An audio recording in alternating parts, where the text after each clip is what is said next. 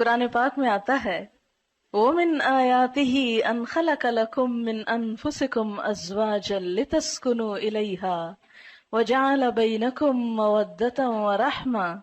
إِنَّ فِي ذَلِكَ لَآيَاتٍ لِقَوْمٍ يَتَفَكَّرُونَ۔ اس کی قدرت کی نشانیوں میں سے ایک نشانی یہ ہے کہ اس نے تمہارے لیے تمہارے ہی جنس کی عورتیں پیدا کی تاکہ ان کی طرف مائل ہو کر سکون حاصل کرو، اور تم میں محبت اور مہربانی پیدا کی۔ بلا شبہ اس میں ان لوگوں کے لیے نشانیاں ہیں جو غور و فکر کرتے ہیں۔ نکاح اسلام کی نظر میں ایک عبادت ہے، نیکی کمانے کا ایک ذریعہ ہے،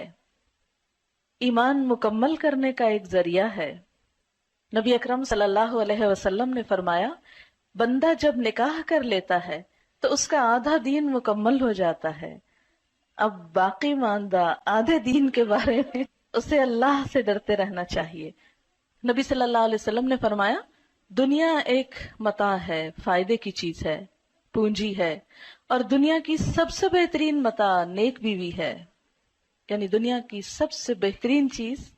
نیک بیوی۔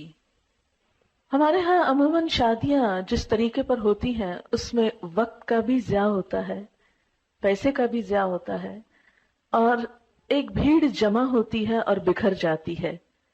انجوائمنٹ صرف کپڑے اور کھانے تک رہ گئی ہے، گویا اپنی صرف جسمانی ضروریات کو پورا کرنا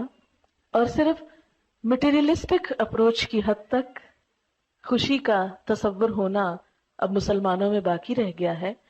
جبکہ کوئی خوشی اس وقت تک پوری خوشی ہو نہیں سکتی جب تک انسان کی روح بھی خوش نہ ہو، اور کوئی روح اللہ کے ذکر کے بغیر خوش ہو نہیں سکتی۔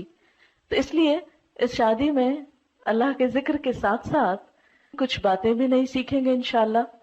یعنی خوشی کا اظہار بھی ہو اور اس کے ساتھ ساتھ اچھی اچھی نصیحتیں بھی ہوں جو دلہن کو اور اس کی بہت سی دوستوں اور سہیلیوں کو بھی کام آئے انشاءاللہ، اور جو بھی شریک ہونے والے ہیں۔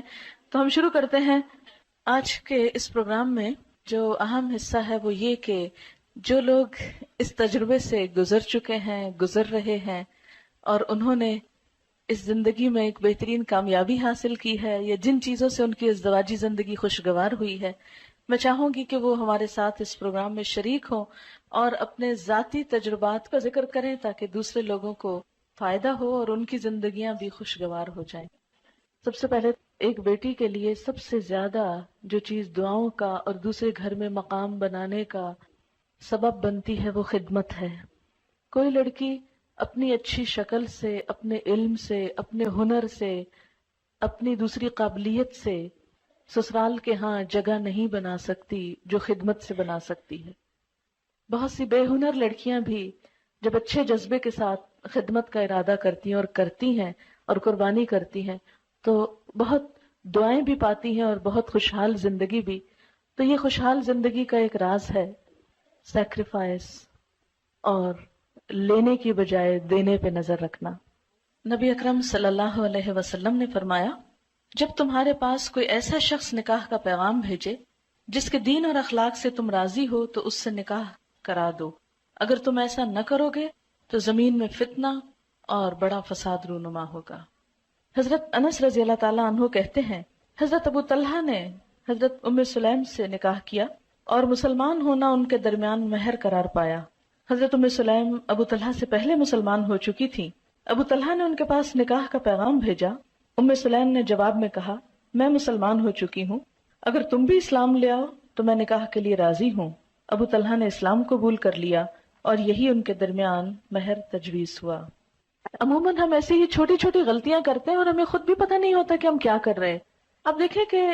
عموماً ڈفرینس آف اوپینین اس لیے نہیں ہوتا کہ ہم ایک دوسرے کو ڈس لائک کر رہے ہوتے ہیں یا ہماری کوئی عداوت ہوتی ہے ایک دوسرے کے ساتھ، وہ چونکہ سیٹ اپ مختلف ہوتا ہے، گھروں کی روٹین مختلف ہوتی ہے، لائف سٹائل مختلف ہوتا ہے، تو قدرتی طور پر جب آپ ایک دھارے سے آئے دوسرا دوسرے سے آئے، جب وہ اکٹھے ہوں گے تو کچھ چیزیں مختلف ہوں گی اور ان میں اختلاف کا پیدا ہونا بالکل نیچرل ہے۔ اگر آپ اپنے آپ کو دوسرے کی جگہ پہ رکھ لیں تو آپ سوچیں اگر میں اس بیک گراؤنڈ سے آتا تو میں بھی ایسا ہی ہوتا، تو اس لیے مجھے دوسرے کو معاف کر دینا۔ کبھی پبلکلی اپنے ہسبینڈ کو کنٹراڈکٹ نہیں کریں، کیونکہ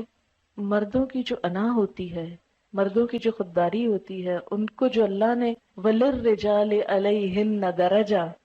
کہ مردوں کے لیے ان عورتوں پر ایک درجہ ہے، وہ جو اتھارٹی والا ہے اس کو چیلنج نہیں کریں کبھی، اس کو چیلنج کر کے خود آپ نقصان اٹھائیں گے، اس کو وہیں رہنے دیں، اس کو برقرار رکھیں، وہ آپ کے فائدے کا بھی ہے۔ اور اگر اس معاملے میں اس نصیحت پر عمل ہو جائے کہ ٹھیک ہے اختلاف بھی ہو گئے، آپس میں محبت سے بھی انسان ایک دوسرے سے جھگڑتا ہے، روٹتا ہے، سب کچھ چلتا ہے، ایک نیچرل لائف کی علامت ہے، لیکن لوگوں کے سامنے نہیں، کیونکہ شوہر اپنی بے عزتی کو ہمیشہ دل میں رکھ لیتے ہیں اور پھر جگہ جگہ انتقام لیتے ہیں اور زندگی تلخ کر دیتے ہیں، اس لیے ایک کڑوا